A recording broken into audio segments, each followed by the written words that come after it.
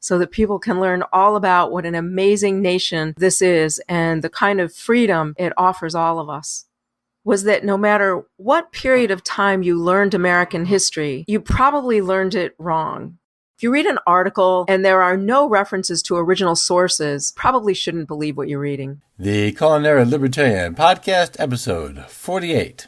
Hello, and welcome to the Culinary Libertarian Podcast, where the philosophy is free, but the food is on you.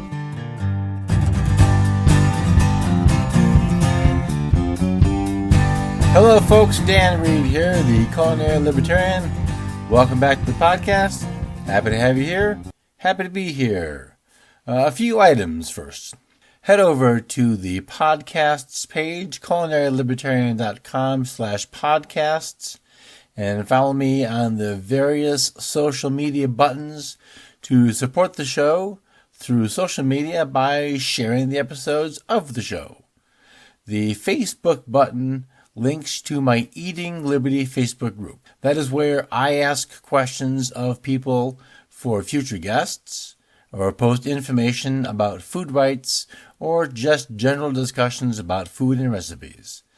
To that food rights issue, I am building a resource page for cottage food information, which should be ready to publish soon. It's going to be an ongoing project featuring the cottage laws state by state, as well as food right issues, raw milk being one of the important ones each state is facing. There are also other ways you can support the show.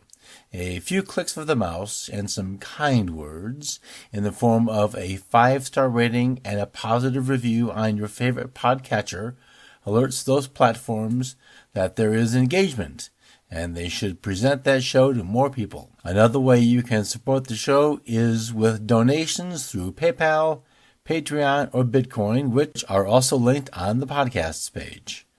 And for you coffee or tea and Sunday brunch folks, buy a coffee mug from my Cranky Without Coffee mug store and download the Muffins e-cookbook right on the podcasts page. Just give me your email address, and then you can download the cookbook, and I'll send you a couple emails every week or so. If you spend more than 10 seconds on social media, you will run into people who are probably fine folks, but they've been misinformed. Some might even think the Constitution lost its force because Hitler was so good at propaganda. Bite back against such thinking with a subscription to Liberty Classroom with my affiliate link, culinarylibertarian.com/biteback. There you'll find over 20 courses from American history and the Constitution, as well as politics, economics, logic, and even sci-fi and liberty. Get the master level, and that's a lifetime membership, which gets you access to every course yet to be created, plus more perks. Click through the culinarylibertarian.com/biteback link to learn the details and bite back against the failed education from the state. culinarylibertarian.com/biteback. My guest today is Karen Q of the Patriot Tours NYC. Karen is the founder and owner of Patriot Tours and gives tours through the colonial streets of New York City, featuring the Revolutionary War Tour, the Alexander Hamilton and Aaron Burr Tour, or the Revolutionary War Spies, the Culper Spy Ring Tour. Karen is the author of a soon-to-be-published book about Theodosia Burr, the exceptional daughter of Aaron Burr. Karen has also appeared in 26 episodes of the Travel Channel's Mysteries at the Museum. Karen and the Patriot Tours have been featured on Fox News, NBC, and public radio. Welcome, Karen. Thank you for joining me today on the Culinary Libertarian Podcast. Hi, Dan. It's great to be here.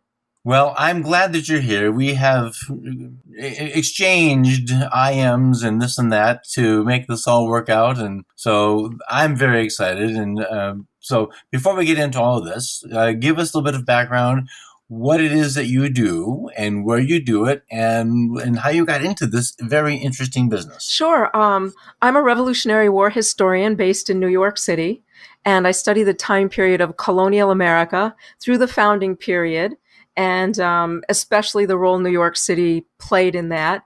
I give tours where I teach people about the American Revolution. I also do a tour where I teach people about Alexander Hamilton and Aaron Burr from the historic perspective rather than kind of that musical thing that's going on today. I also appear on the Travel Channel on a show called Mysteries at the Museum, where I comment on historic artifacts. And I do podcasts like yours, and I'm getting ready to launch my own video series in the fall called History Like You Never Learned It in School, where I plan to teach the entire American Revolution. No revisionism, no political correctness, so that people can learn all about what an amazing nation this is and the kind of freedom it offers all of us. Well, that sounds spectacular, and it's kind of funny that you mentioned that because I'm going to ask you a question in a minute, but I'm going to fanboy for a moment and say that I absolutely love your Facebook page, particularly the then and now side-by-side images. I get something out of that. And having spent time bopping around the West Village and the Soho World Trade area, it really means something to me to see the old and then now the new. So you do a lot of research, and that much is clear on your posts. So since you brought it up, without bashing public school education, how has your job changed your view of what you probably were taught about the founders or history in general? Well, I think probably the most interesting thing that it taught me was that no matter what period of time you learned American history, you probably learned it wrong, depending upon how education at that time wanted you to view the nation. So in the case I grew up, I went to elementary school in the late 60s and early 70s. So it was very different from what kids are learning today, but neither was entirely right. And when I started reading original documents myself, I found out that the story was far better than anything you ever learn in school. Thus my series, History Like You Never Learned It in School. Once you learn the real story of the people who were there and what life was like and everything that was going on, it's so much more interesting and engaging and real and inspiring. I think that you're right about that, and I have been doing my own reading and podcast listening to historians who don't get into the PC revisionist portion of it. And it's a fascinating story. So why would you want to change it? I don't understand. Right. And there's a very popular book now. I'm not going to say the name of it, but you just might see me in my video series drop that book into a garbage bin. Well, there's just so many. It could be so many of those books. Yeah, But you anyway, might see me occasionally pick up a book and just maybe since I'm in New York City, maybe I'll drop it into a recycling bin so I don't offend anyone by throwing it in the wrong bin. But you might see me do that occasionally. That might make a funny video. If you're into the trolling people, put it on Twitter on fire, and that would be interesting. I know. Originally, I didn't want to do anything that extreme, but someone who's advising me on my series suggested that I do it, and that the best way to get people to listen to me would be to do something controversial once in a while. Well, being clear and definitive with no milquetoast opinions is definitely a way to get responses. Either lover or hater is a lot better than just Right. And one of the things I do on all of my tours, and you see me do this on social media, is I always refer back to original documents, original prints, original documents like newspapers or broadsides or personal correspondence or memoirs, because, I don't want people to necessarily just believe me. I would rather give people the tools to go out and find out for themselves. and make up their own minds about what they think of people and events of the past. So my suggestion to everyone is if you read anything about, and I think it could be anything besides American history, but specifically American history in the founding period, if you read an article and there are no references to original sources, you probably shouldn't believe what you're reading. That's actually of advices to people reading history, which could even be contemporary history. That's really pretty sage advice and pretty easy to fit on a bumper sticker or a napkin. And that's a really good point. And I think we miss that. And it's easy to achieve for anyone who's posting on social media or writing articles or blogging, because those sources are mostly all available digitally now. So if someone leaves them out of their work, it always makes me suspicious of why they're leaving them out of their work. Yeah, well, that's probably a rabbit hole we can pursue another time. But that is an interesting thing. When I first reached out to you, it's been a little while, my idea was to, because this is the Culinary Libertarian Show, talk a little bit about food. And I think one of your first responses was, well, it's kind of difficult because there maybe isn't a whole lot of information about that. It's like, well, that's reasonable. But you did have a very interesting response about hydration. So Yes. Tell us about the Colonial hydration, what they drank and why. Okay, and in the meantime, I'll just let you know that I did review a couple of Colonial cookbooks, and we can get into that as well. But as far as drinking, everybody has to drink, right? And in the story of New York, one thing people are not drinking is water. We were an isolated island, and most of the water available on the island was not drinkable. So people had all kinds of other stuff that they would drink. And of course, socializing at that time, people drank. There's, of course, no, like you and I are speaking, over modern technology. If you wanted to speak to someone then, you had to do it in person. So people met in taverns, and they met in a little bit more civilized atmosphere, maybe coffee houses, and they socialized and they drank. So, and they also drank at home, but they primarily drank various types of fermented beverages. Because the fermentation, of course, made the water safe to drink. And those could range from very lightly fermented beverages, like very light types of beers and ales, or hard ciders, to, really hardcore beverages. They also drank milk, and they drank a type of a chocolate drink using the chocolate available at that time that would have been stirred into hot water and mixed up. And then, of course, with the discovery of sugar, that tasted a lot better. But guys and I think the men like to go out, and they would socialize, and they would do their political discussions and their business deals, and they would drink. And of course, they would drink lots of rum in the Northeast, because rum was a big item that was made in Delaware and Rhode Island. So rum was available at a great price. So people drank rum. If you were wealthy, you might drink Madeira, Spanish Madeira wine. And at least in New York, the quality of your Madeira was a sign of your financial success. They also drank port, and they also mixed things in some really weird ways. So I have some drinks here to tell you about that they enjoyed at that time. And one is one that I've heard my reenactor friends talk about, but I've never tasted.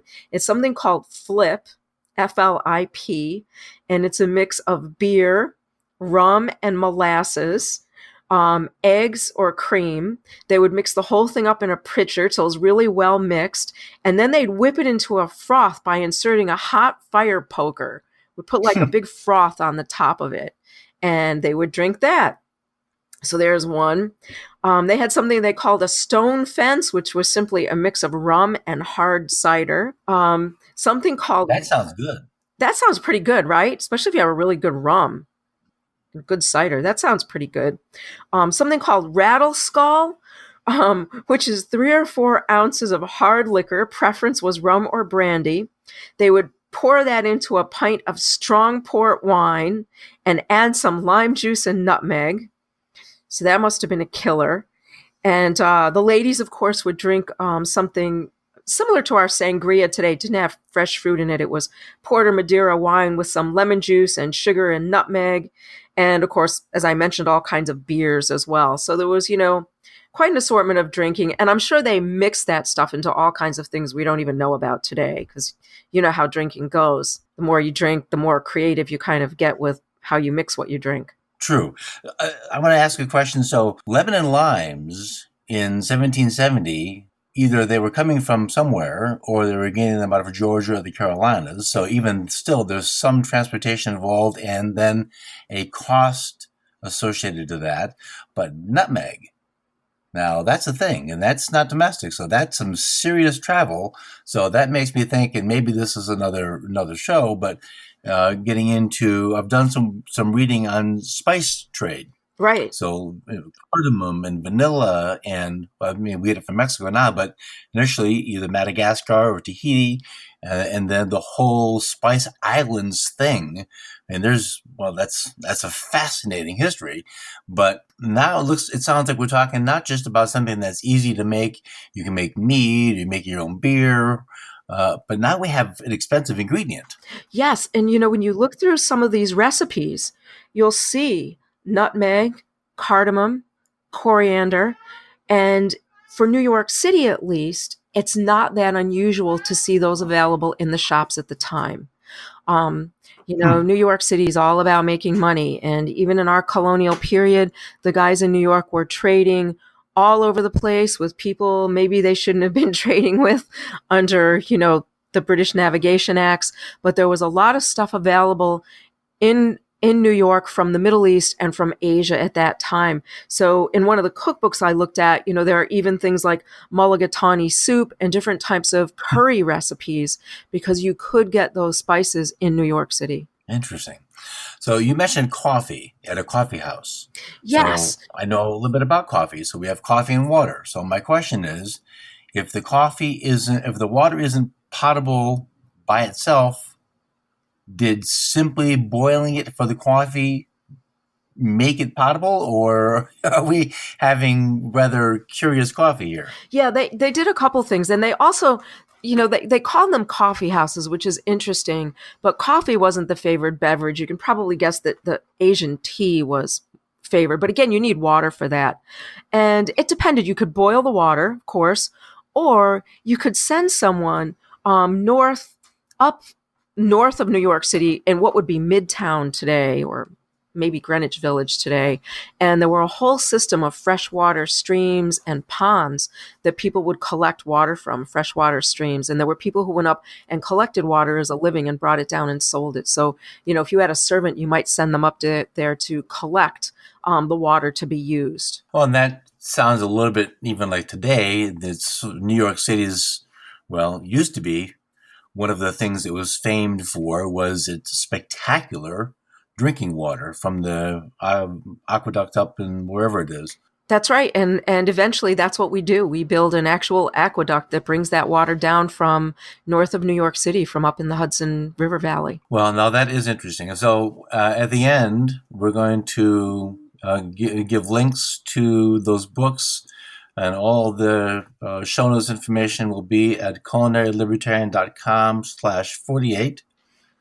And because I want to read those books. And I have a friend, his name is Phil, who is a bartender, and he and I have done a couple of podcasts about adult beverages, and he would be very interested to learn about this stuff. You might want to try making some and see how they come out. He would like that. He would like that. So, very good. So, progress happens, time passes. One of your recent posts was about the pleasure gardens in Manhattan. And I had no idea these existed. And I've been to those streets where those were. And to my knowledge, there's no suggestion that was ever there. No hint at all. As far as you could tell, it's always been brownstones and skyscrapers. Right. My first exposure to the fact that there was something unusual up there was many years ago when I first looked at my first map of colonial New York City, and I saw like 2 squares of land around probably where Soho, Tribeca is today, Chinatown, one was called Vauxhall Gardens and one was called Ranelagh Gardens. And I thought, well, what the heck are these things? And so I looked them up, and it turned out they were named for two pleasure gardens in London. And the pleasure garden concept comes to us from London in Europe. And it's a place to socialize. And, a lot of us have seen those old movies taking place in Europe or England where people are they're out at a ball or a party, and they're walking by ornate fountains and topiaries, or maybe a maze made of hedges and people serving food. Those would be like pleasure gardens. These giant gardens that are all unique. They all have different types of flowers and hedges and topiaries and fountains. And people would go and pay an admission price. There would be music there, there'd be food as well. And these gardens would compete for customers. And, I wonder if the term Madison Square Garden comes from one of those original pleasure gardens that was in that area at Madison Square. I'm not sure, but it wouldn't surprise me if that wouldn't be the origin of Madison Square Garden as well. It's funny you mentioned that, and I don't remember, but the New York Encyclopedia, I remember, been so long ago I have forgotten the entry, but there is an entry about how this now famously round thing is called the Square Garden. But you could be right. When I read the post about the pleasure gardens, one of the things that I found interesting and I didn't really think about is daily life. So Right. We think, okay, we got a war to fight, and there's some interesting things going on about that. So we've got this focus on finding independence, but there's also steel to mine to make the cannons and the cannonballs and the rifles, and now we have iron forgery and or forging, I guess, and uniforms. So now we have wool and industries around preparations and maintenance of war for independence. And maybe even still we have some of these massive industries now. But the thing that I think is overlooked is someone still had to make dinner and mend clothes and go tend to the garden and maybe put the kids to bed. That's right. It all had to get done. And go ahead.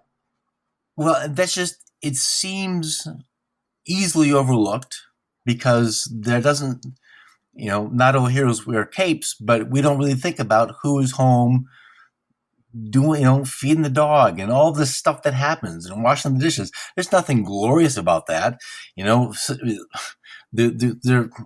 War isn't glorious, and I don't mean to say that it is, but there is now, with this time that has passed, we have a level of reverence. Now, we can talk about whether that's a healthy thing and how much is enough. I remember I lived a few years ago near the Princeton battlefield. And there's a lot of history at the Princeton battlefield. And even just knowing of Sullivan seeing Washington on his horse, thinking that, oh my God, my general's been killed, I have a real strong sense of place. So when I stand at the Princeton battlefield, I can sort of think about, wow, there's a lot of stuff that happened here. And this was a really important battle. This really turned the tide. And I kind of get swept up in that. And that's, I think, one of the fun things about thinking about going on a tour with you is not just this is the really great places, but there's another side to this. And so what can you share about the other half of the story, which is somebody's home making dinner, the kids are crying and the kids are crying and my husband's out fighting a war. Well, that's part of colonial life. Right. And that's one of the things I try to do on my tours, walk through the old colonial part of New York City and recreate what life was like there. And, just like today, there were different classes of people for whom, life was quite different. But everybody had to get the clothes made. Everybody had to get the clothes washed. And of course, they didn't wash clothes the way we do today or as frequently. And, when you see those ladies in those beautiful gowns, they often didn't wash that outer gown that you see, but only the underclothes, the men as well. So only the underclothes are getting washed. Everything is done by hand. And at least in New York City, we had marketing areas where you could go to market and buy a lot of the ingredients you needed to run your household. But all of those were local, right? Locally sourced things. And, when I was looking through this cookbook, to see what kinds of ingredients they were using. They're all, of course, local ingredients, but, this was the American colonies, and they had a much greater assortment of food, meat, seafood, fish, vegetables available to them than when you compare it to a cookbook from England at the same time. So you see a real range of recipes for all kinds of things using a lot of local vegetables, meat, fish, and seafood. And of course, when they would slaughter an animal, which, if you were eating meat, so say, for instance, you were going to have a lamb, you didn't just go out to the butcher and buy the leg of lamb. You went out, you bought the whole lamb. So now you have a use for the entire animal. So you're going to cook every part of it, the head, the feet, the body, the internal organs. You're going to use them all for different things. And we see this, I found a recipe for calf's head soup. Because if you're having veal, you're going to use the whole animal. So it's a little bit different from us today in that we go to the store and buy the parts of the animal that we want. At that time, you likely bought the whole animal. Sometimes you bought the whole animal for slaughter, and whoever was the cook in your home slaughtered the animal at home. New York City, because we were so crowded, kind of frowned on that. So we had an area a little bit north of the town where you found slaughterhouses, and you would take your animal there for slaughter and then, bring it home to consume it. But in a lot of areas, farmers, they just picked the animal that was going to be the food for the next few days, and they slaughtered the animal and dressed the meat, and then they used it in a variety of dishes. So the meat packing section, I think, is still there. It's called the Bowery, right? Yeah, that's a little further higher than where it was in the colonial area, but it's the same concept that's isolated from the rest of the town. There has been and remains a interest in returning to some of that, I'll use the word provincial just because it's a little bit easier, kind of living. So, and one of the things that's tying in, at least in the concept here, is food freedom. Right. And there's a lot of, there's a lot of, every state has its own cottage laws, and every state has people who are making at their house, they're making a pie or muffins, or depending on the state, what you can and can't sell changes.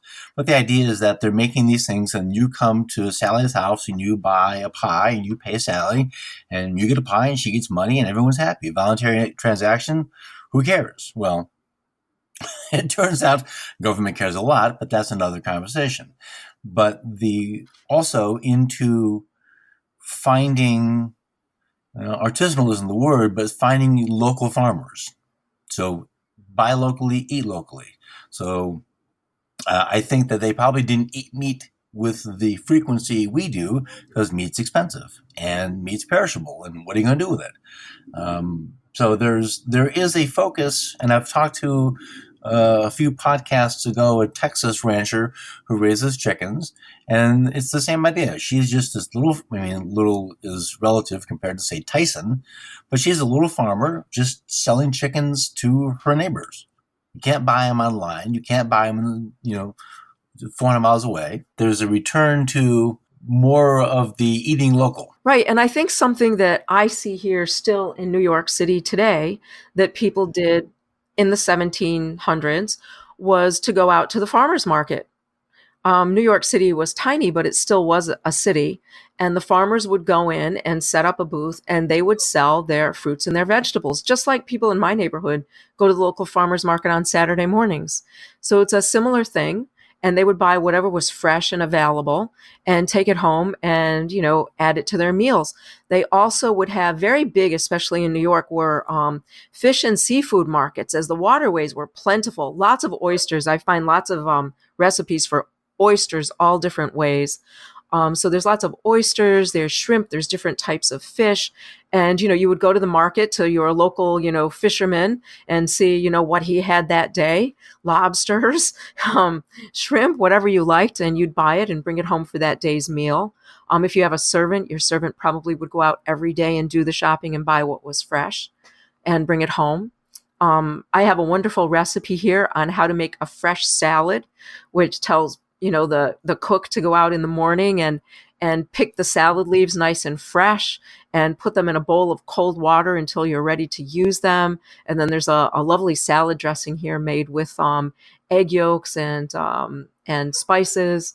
So it looks to me like, at least in the New York area, and this cookbook is from Williamsburg, that they ate very well, that there was an abundance of food here that didn't really exist in their home countries. Well, that's an interesting thought, and we'll touch on that again. Just as a nation, we're going to touch on that at Thanksgiving time, and I think that there's a lot of wrong ideas about Thanksgiving, but one of the wrong ideas, I think, is that there wasn't. I don't want to get on the Thanksgiving tangent, but I think that one of the main ideas is that they skimped and saved for this big feast, and then went back to being sort of food paupers. When I don't think that's the case at all. I think there was. I think there was plenty all the time, as long as it's not wintertime.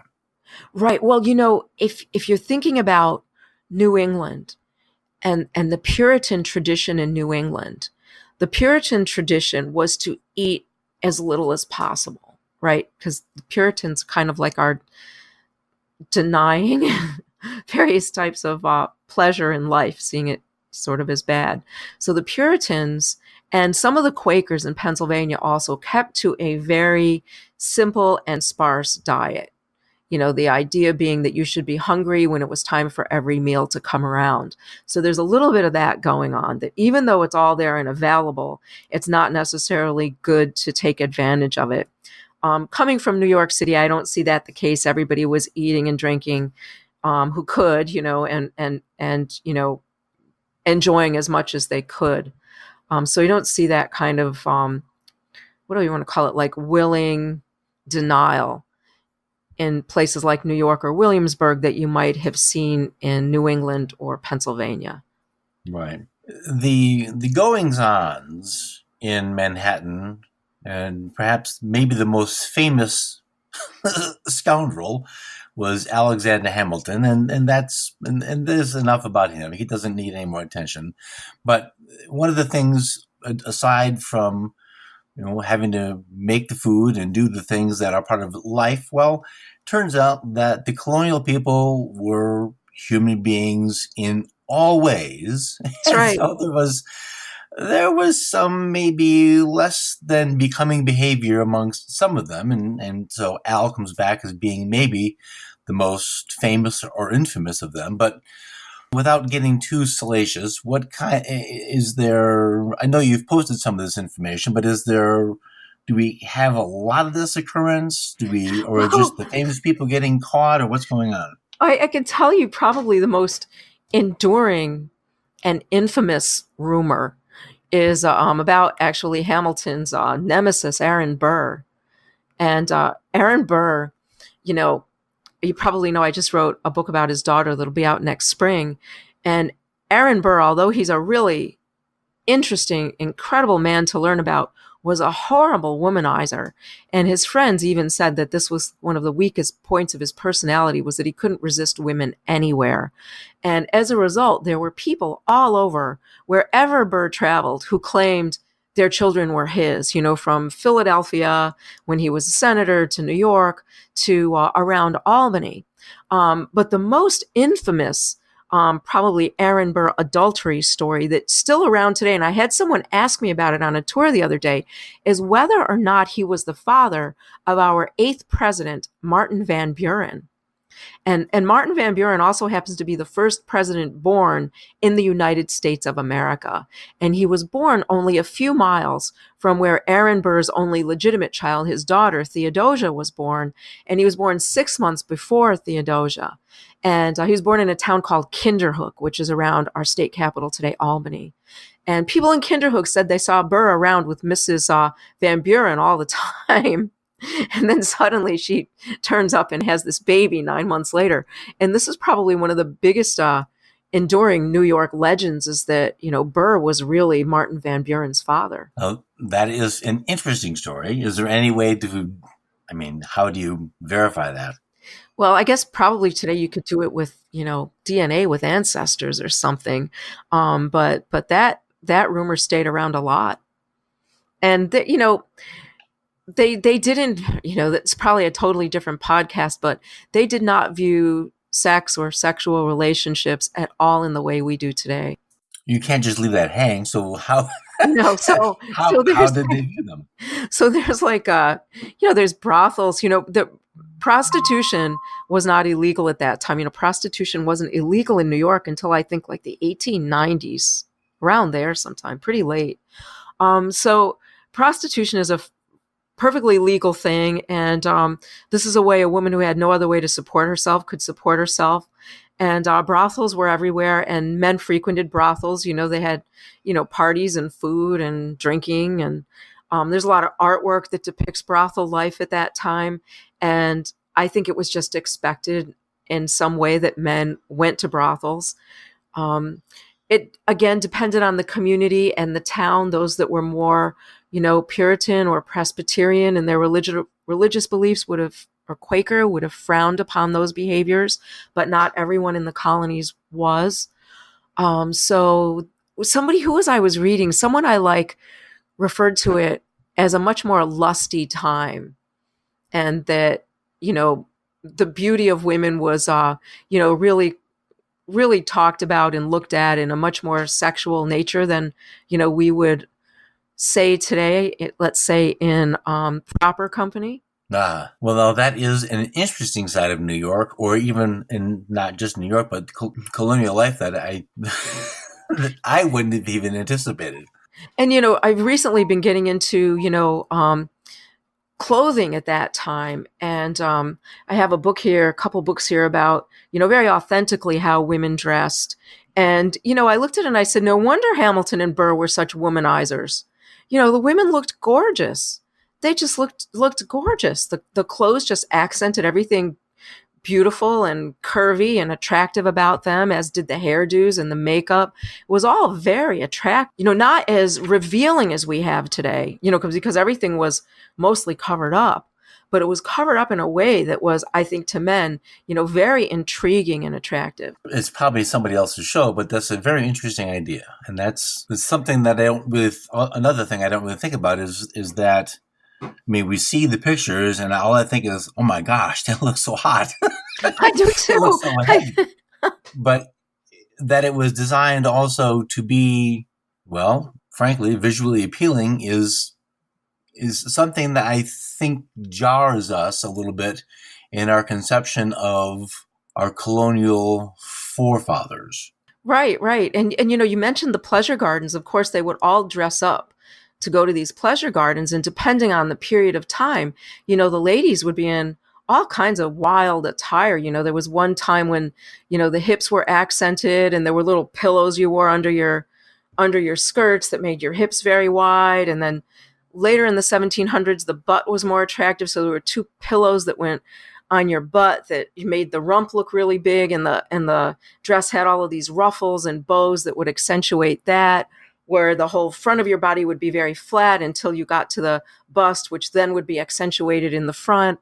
And then, of course, the deep necklines and the big hairdos. And, so obviously the costumes are created to accentuate parts of the body that men would find attractive. Because I'm curious and it's interesting. Do you have any reason to think that the opposite is true of men's fashion for the women? It probably was, but I don't know that much about the items in men's fashion and what they specifically meant when you looked at them, what they were intended to convey. But I'm sure, I mean, when you look at costuming from the period, the clothes make the men look very handsome as well and very attractive. And especially when you figure they're doing all of those complex dances and, all of the ruffles and flowing clothes, I'm sure looked very attractive. Both because the men wore all the ruffles and lace as well. Some of the clothes look nice. I mean, it's like, man,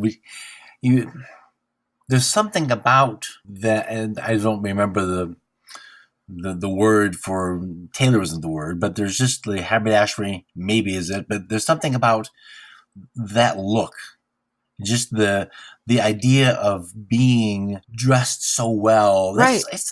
It I can appreciate that. Man, that would look at me. Of course. Why would you not do that? I mean, just that's kind of cool. Now we have shorts and T-shirts that have slogans on them.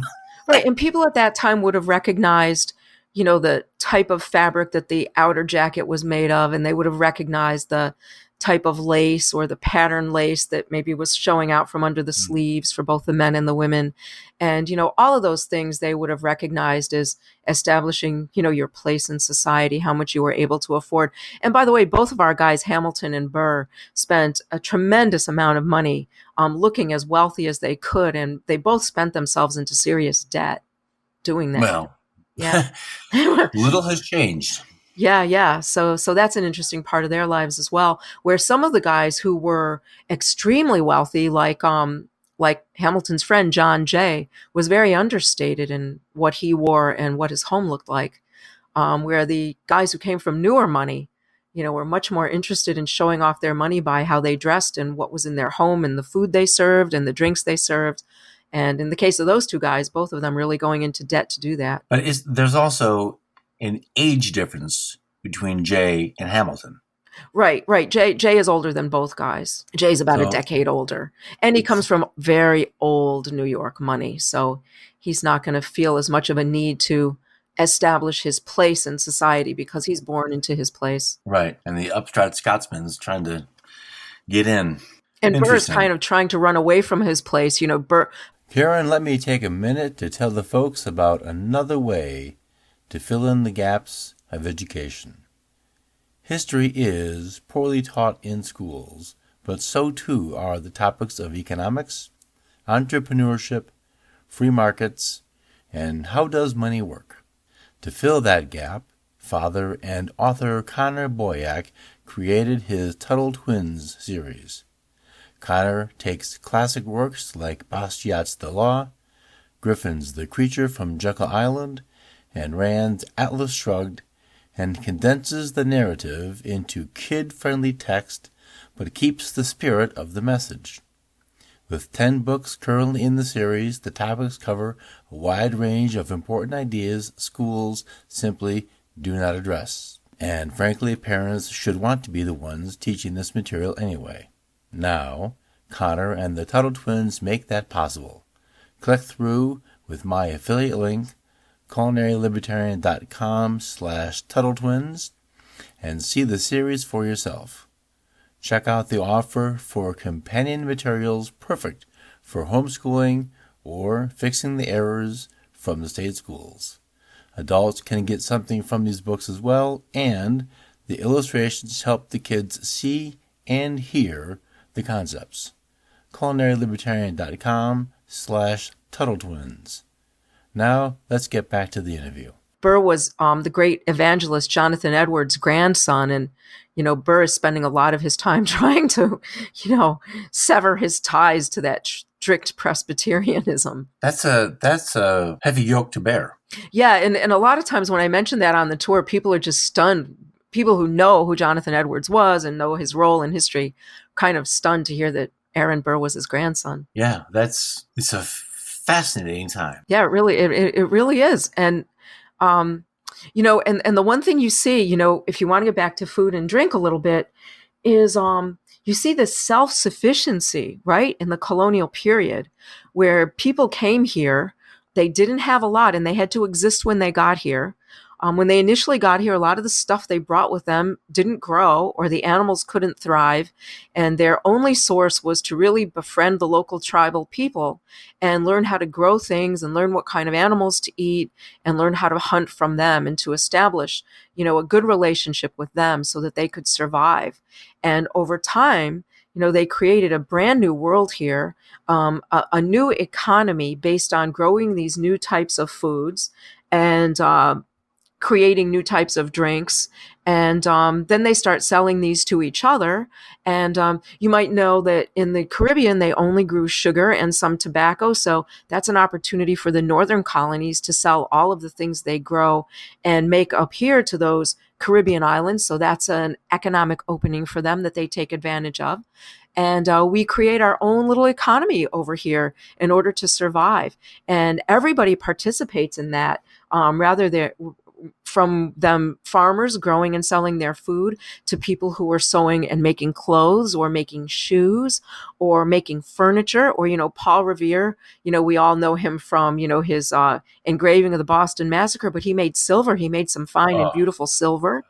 I saw a big display in the museum in Boston, and it's the workmanship. And not just that you made a picture, it's that the little filigree on the feet and the lines and the decoration and the intricacy of the handle meeting the picture, that like, I mean, I'm a klutz, so I can't do that, but I'm Stunning. amazed at it's spectacular work. It's like, holy smokes. No wonder this guy's, I mean, yeah, sure, the British are coming, but the work in the silver is amazing. It's spectacular. Right. There What was a a lot talent. of appreciation for, master craftsmen of that type and the work they could do. When I went to visit Hamilton's home, one of the things I noticed was that on the dining table, the silverware was upside down. And I asked the docent, why is the silverware upside down? And she said, because they would display it with the silversmith's name showing. The silversmith, of course, would sign Oh, each piece. That way the name would be showing and your guests would know, who the artisan was who made your silver. So various artisans had quite a following. And, to put in a pitch for old radical New York, Colonial New York allowed master artisans to vote without a race or religion or property requirement. well, now that's impressive. We valued our artisans. We assumed that if you could, make it to the top of your field, you were responsible enough to vote. Well, let's bring that back those days. Interesting, right? So you can really see merit being rewarded over here. And so if merit is highly rewarded, then everyone is going to work extra hard to be the best in their field, to be the best that they could, to be the best seamstress, or, even the best cook, the best gardener, the best housekeeper, because you're going to be rewarded for that by earning more and having a reputation, having more clients. So you see this, since we're both libertarians, this merit-based free economy grow. That really is interesting. So you're incentivizing the behavior, but also, which is an interesting thing, working at building a reputation. And so we won't go here, but Walter Block would have something to say about reputation. Right. And that builds a community, doesn't it? And that's where really this whole thing gets going, is talking about a community, which is what we talked about with the butcher tending to the needs of the people, and then you've got the silversmith and probably the baker and the cook, although those would be different things. And so we talked a minute about history books, and we won't talk about the books, but we'll talk about one guy, and that's Brian McClanahan, who on his podcast and his, I guess, I don't know, slogan or whatever his pitch for it is, think locally, act locally. And really what he's doing, I think, is working at this. Now he's focused on Southern traditions, but we have a lot of that in Colonial, of being in your community, be a part of Right. your community, contribute to the business across the street, not the business around the world. Now, times have changed, and of course we like to buy from the online marketplace, but still there's something about spending your money in your town, not just for the dollars, but contributing to the welfare of the person who made the silver spoons or the painting or whatever it is. And there's a lot to be said, I think, for maintaining that sense of community, even when you're not in your giant city like New York. It's not really a giant city. You're on your block. Your block is your community. That's right. That's right. And everyone knew everyone. And, just like today, people placed ads in the newspapers, and, you'll see ads for different types of Irish oats, very competitive. Well, my oats come from this part of Ireland and mine come from this part of Ireland, and all stuff that meant something, to people at the time, where they're anything they bought that was imported, the importer would list when the ship was coming in and on what date and how long it would have been at sea so that people would know how fresh everything was. So they're competing, for their place in that market, that little marketplace. Fascinating stuff. This is going to be very unfair. I'm going to ask you anyway. Of all of the sites and all of the places, do you have any favorites? And what is favorite to you about them? Wow. Some of my favorite spots. Well, you have to say Francis Tavern, simply because they've been there since 1719, and it's a great look at what a colonial building looked like. So that's a great spot. St. Paul's Chapel and Graveyard, I would say the number one place on Manhattan Island to visit. They've been there since 1766. The church is a reproduction of London's St. Martin in the Field. It's a gorgeous Georgian church showing off the wealth of colonial New York. The graveyard is full of people significant from the Revolutionary War period, from printers to soldiers to merchants and every other kind of person you could imagine. St. Paul's is just a wonderful place. And then outside of New York would be John Jay's country home, the John Jay Homestead at Katona, where John Jay built a working farm on which he retired after serving as governor of New York, a beautifully restored site. Yeah, I've seen the pictures you posted and the interesting story about the yellow brick for the tavern. Yes. And that was an interesting read. Yeah, even little things like that. What color brick you use to build your home. You've used the Holland brick. Well, you are now super rich and everybody knows it. Nothing has really changed. No. They said now it's, I don't even know what it probably is. Maybe which particular version of which particular phone you have, or it used to be sneakers, and I'm sure probably still it's automobiles or whatever, but and that's probably just part of the human condition. It just, the things change, but the symptom is the same.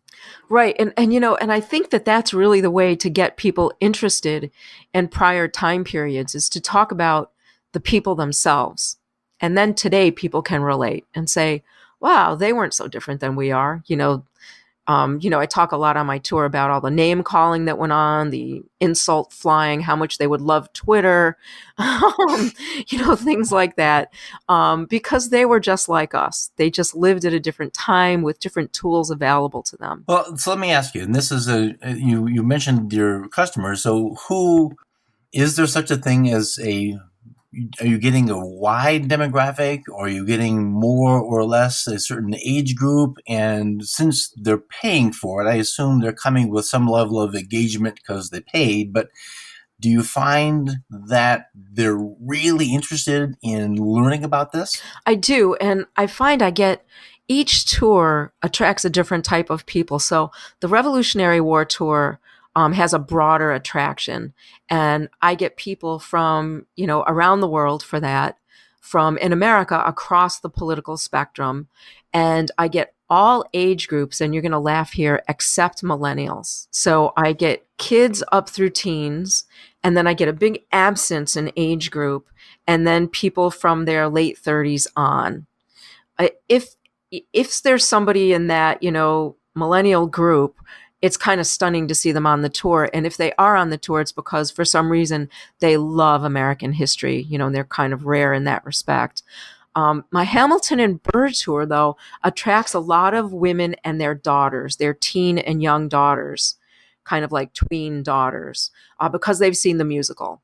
And that really gives me an opportunity to introduce them to American history and get them more interested in the story beyond what they know from the musical. So I really enjoy doing that tour because that gives me an opportunity to reach out to a demographic that normally isn't interested. And then a lot of them get interested after they take the tour. And I do get people on that tour that are just purely interested in the history of Hamilton and Burr and the founding period.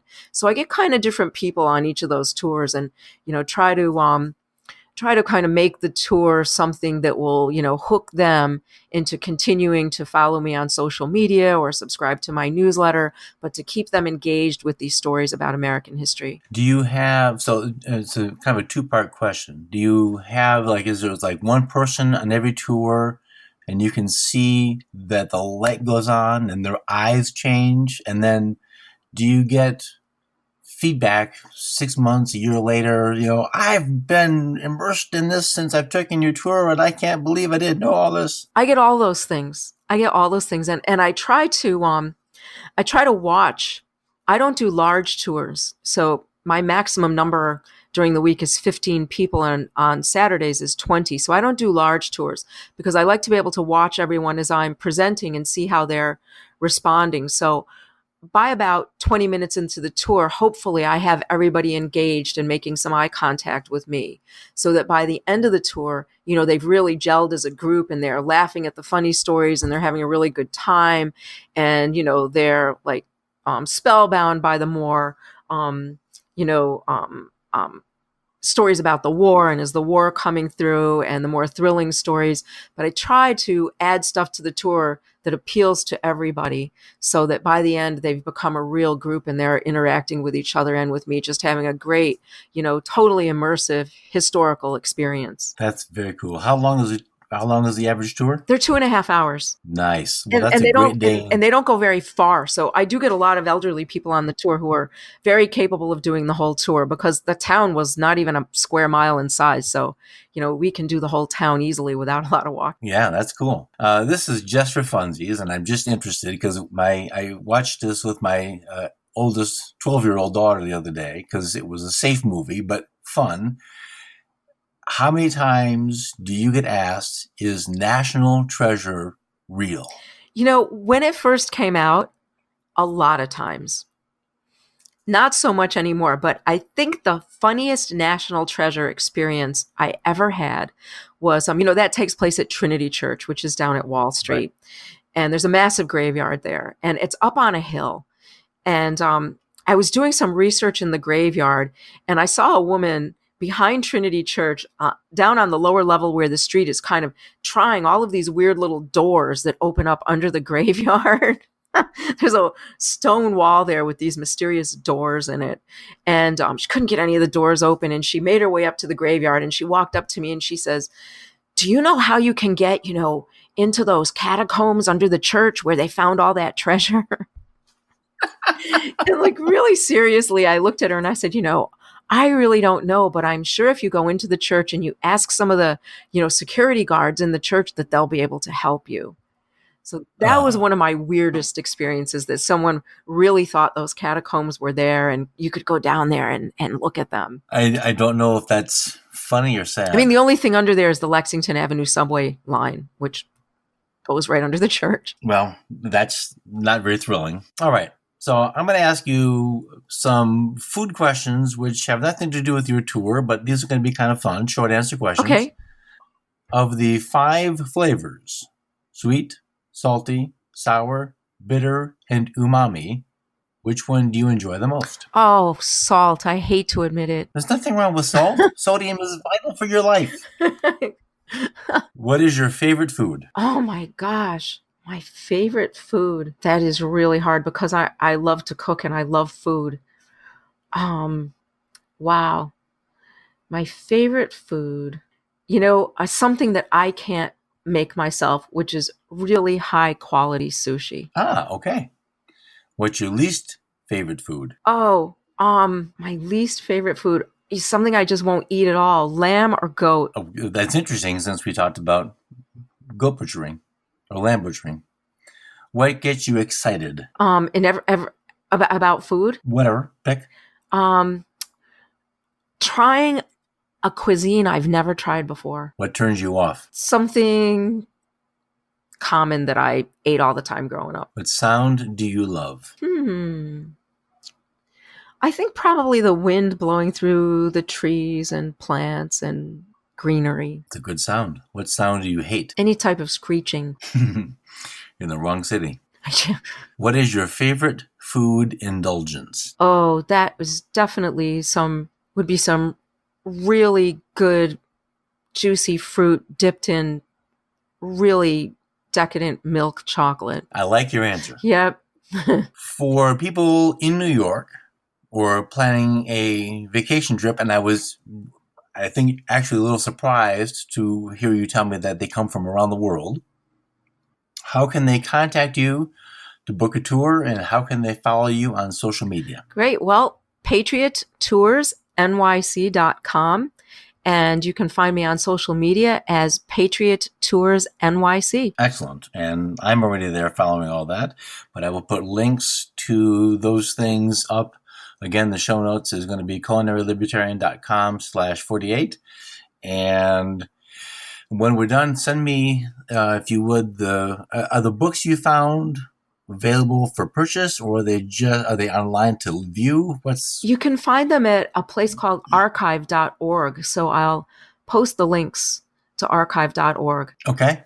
And if you can send those to me, I'll put them also on the show notes page, just because I think that's very interesting, and that would be a lot of fun to look at that stuff. Some of these recipes look really great. You might want to try them. I might try some. Well, let's coordinate. We'll try them together over a weekend and then compare notes. Yeah, it would be really fun. I mean, they made some really good stuff. I was kind of surprised. I always had this idea that the food would be really dull and, uninteresting, but not at all. Well, that's good to know. That's even more a richer, more complete picture of daily life when you're not making cannonballs and shooting them at people. Right.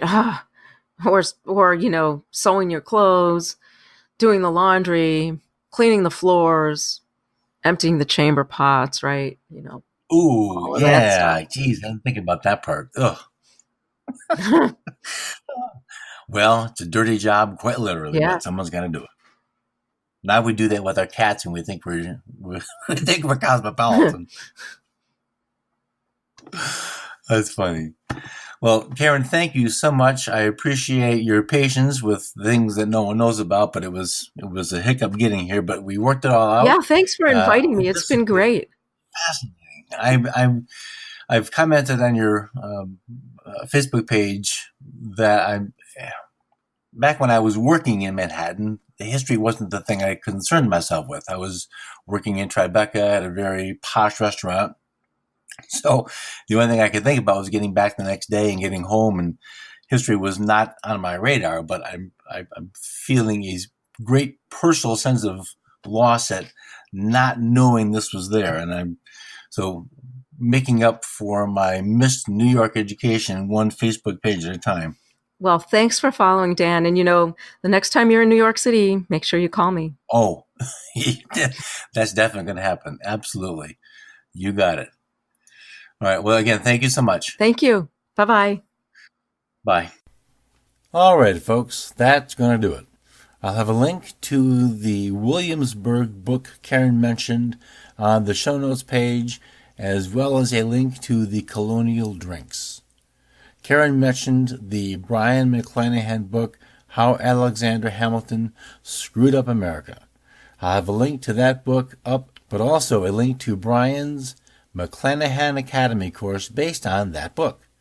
McClanahan Academy has 6 other courses which get to the deep root of real history. Check them out at culinarylibertarian.com/McClanahan Academy, or click the link on the show notes page. Have a great week, and I'll see you soon.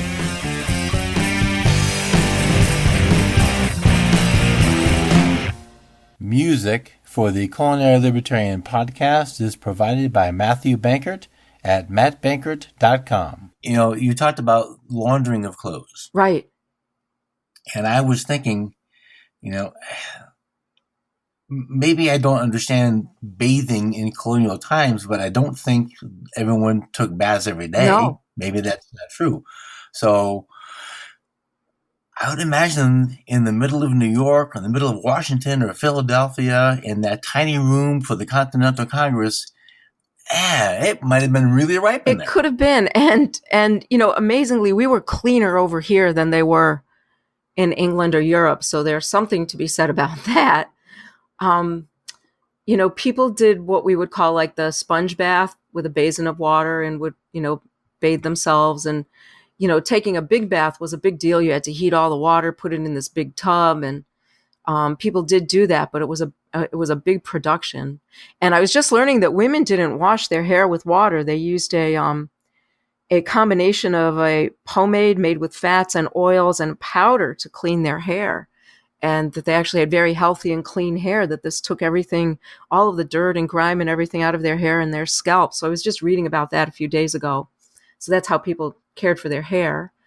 And I was at a Revolutionary War reenactment, and they were showing how they washed the undergarments, in boiled water with lime, and they would stir it to get them nice and clean and white, and then hang them all up to dry. So, all of the personal hygiene we think of as being so easy was not so easy then. So that took up quite a bit of time too. So do you think that let's just say Washington and the Continentals it's laundry day. Why didn't the redcoats invade then? Is there some sort of... Oh, because they weren't doing the laundry. There were ladies. There were what they called camp ladies. And it was a whole crew of ladies, usually the wives of the men and the officers, no single ladies. The camp ladies went right along with them, battle to battle. And they manned the camps, and they cooked the food, and they washed the clothes. And some of them were nurses, so they tended to the wounded or anybody who was sick.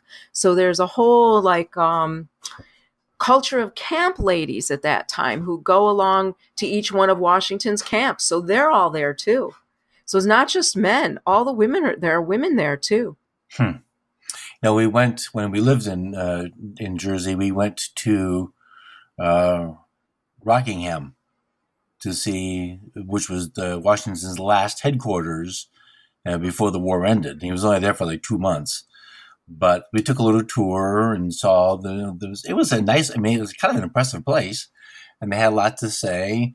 But then I don't think Martha was on tour with the war, but they didn't really mention that part. But that was interesting. Just seeing some snippet of life then was an interesting thing to see. She went occasionally. She would join him occasionally in the camps, and she would help tend to the wounded and thank the men, and she was there sometimes. But there's a whole bunch of women who are really into the whole camp lady reenactment thing, and they all go to all the reenactments and do the camp lady thing. So there's a whole bunch of ladies who do that, and there's a whole bunch of ladies who also go to reenactments, but they dress as kind of socialite ladies. So you'll see them there in the really beautiful silk gowns and big hairdos and stuff. That's cool. They normally wouldn't really be walking around in the camps. Although, unless there was a battle near, a wealthy city like Philadelphia, some of the ladies might have walked over just for amusement to see what was going on. Is that wild? Yeah, let's go over and, see what's going on over in the camp. And you might get a couple ladies all dressed up going over, just looking around. Yeah. Hey, Sally, let's go watch the war. Yeah. Okay. They did it in the Civil War too, you might know. Let's go have a picnic lunch and watch the battle. It doesn't sound like entertainment to me, so I wouldn't think about that. Yeah, it's very different. Wow. Do whatever you want to with that link, but you'll have it and you can share it as you wish. Okay. Oh, and if you get a chance, if you speak to Brian McClanahan, I love his book, How Alexander Hamilton Screwed Up America. Well, I follow him on Twitter, so... I sometimes quote it just to, get some people provoked on my tour. Oh, that's okay. Trolling is good. Yeah. Are you on Twitter or not? I don't use Twitter, but I do use Instagram and Facebook, mainly because I do history lessons, and Twitter's kind of hard for that. It is hard for that. I'll send him a tweet saying you said so. Okay. He'll get a kick out of it. Okay. All right. Thanks. Have a good afternoon. Okay, you too. Thanks. Bye-bye. Bye-bye.